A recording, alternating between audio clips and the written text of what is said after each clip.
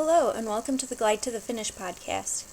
My name is Joy Lackey, and I'm a running coach. I help new runners train for their first race and achieve their time, distance, and fitness goals, even if you've tried to get into running before and haven't been able to stick with it. For the first few episodes of this podcast, I'm aiming to go over some of the most common questions I see from new runners and talk about how to address those. So two of the biggest questions that I see from brand new runners boil down to, am I abnormally slow, and should I feel like I'm dying when I run? Both of these come down to pacing. Personally, my first foray into running was in high school. One of my friends that I really admired and always wanted to be just like invited me to go running with her. So we met up early one morning and went to the park, but we quickly ran into a problem.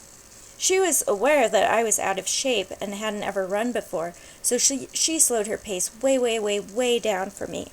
But even with that, I could barely keep up with her.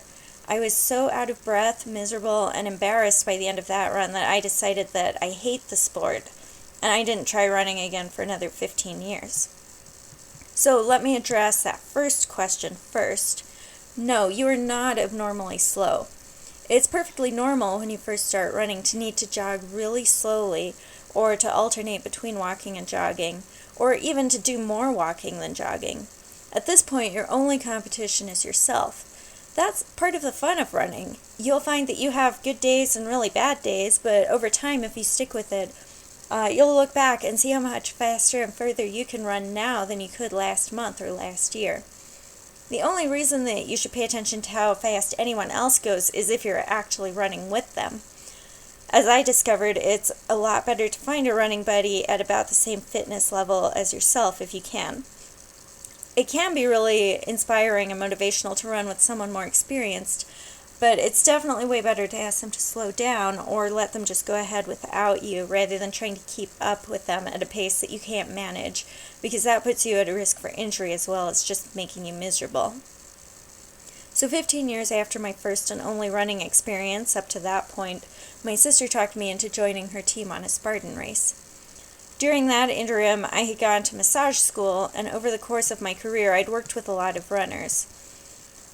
At this point, I had a lot more experience on how to work with the body rather than against it, as well as a much better understanding of the physiology and psychology behind exercise. So this time around, my approach to training was very different.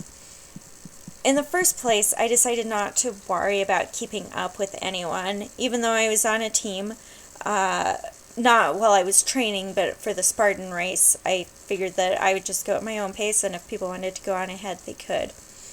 And actually, for my first few training runs, I didn't even keep track of how far or how long I was running, although I did know that the trail I was using was about 2 miles, so that kind of gave me a baseline to measure. But I decided to just leave my phone and my glasses behind and went out purely to enjoy the fastest pace that I could actually enjoy for as long as I actually enjoyed it.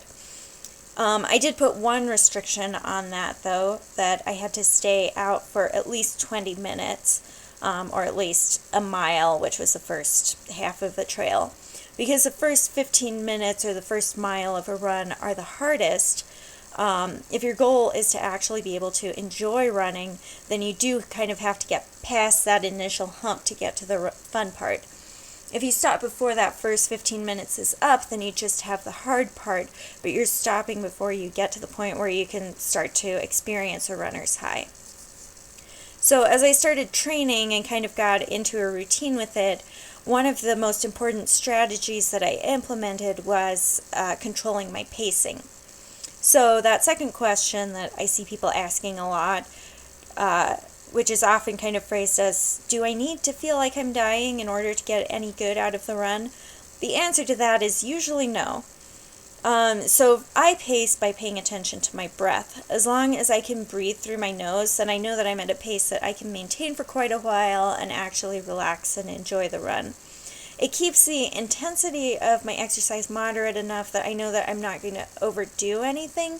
And it also means that I'm not dreading the torture of a run every time, because if I'm dreading it, I'm not going to get out for my run. This level of exercise is still plenty to be able to get in shape, especially if you haven't been exercising a lot recently.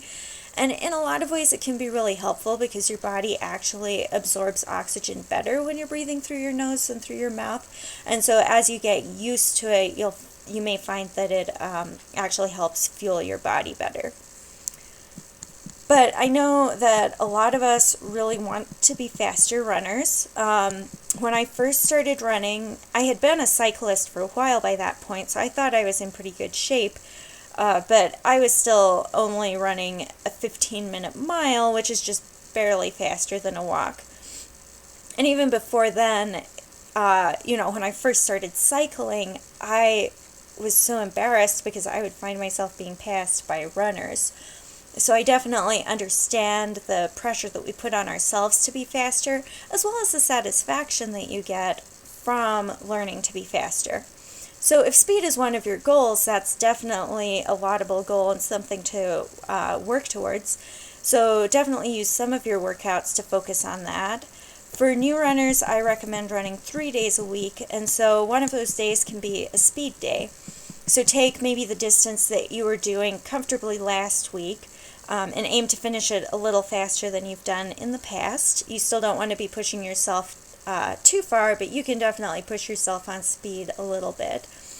And of course, there are definitely benefits to switching things up. So if you're really dedicated to improving in your running, then not only will you have days when you're running at a tempo run, which is just your comfortable pace, but you'll have days when you're working on different things like speed or hills or intervals.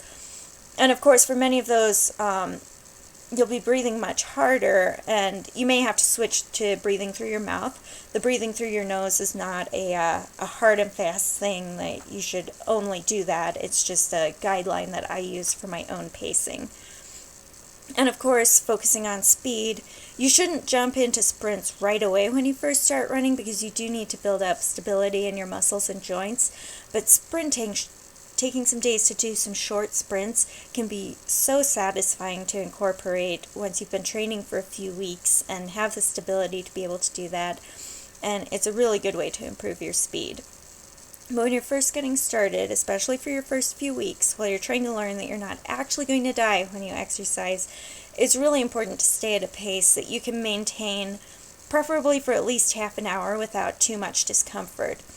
So even if all you can do at this point is manage a brisk walk to get started, you'll definitely improve a lot more if you do that and stick with it than if you overdo it and drop off.